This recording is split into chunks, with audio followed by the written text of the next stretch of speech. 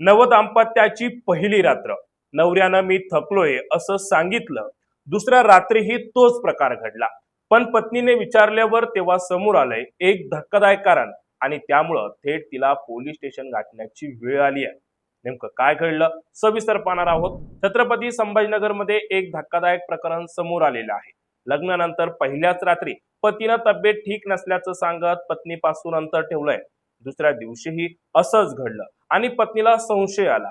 पत्नीने विश्वासात घेऊन विचारलं असता पतीनं आपण शारीरिक संबंध ठेवण्यास असमर्थ असल्याची कबुली दिल्याचा आरोप तक्रारीत करण्यात आलेला आहे.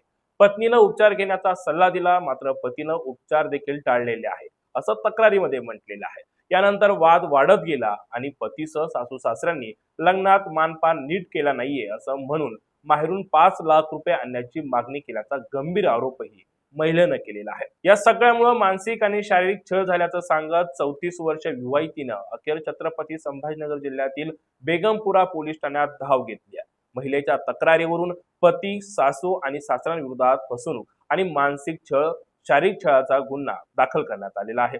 या प्रकरणाचा पुढील तपास पोलीस करत आहेत. दरम्यान या प्रकरणामुळे शहरात एकच खळबळ उडाली असून नातेसंबंधातील विश्वास आणि फसवणुकीचा हा विश्वास आता चर्चेचा विषय ठरत आहे.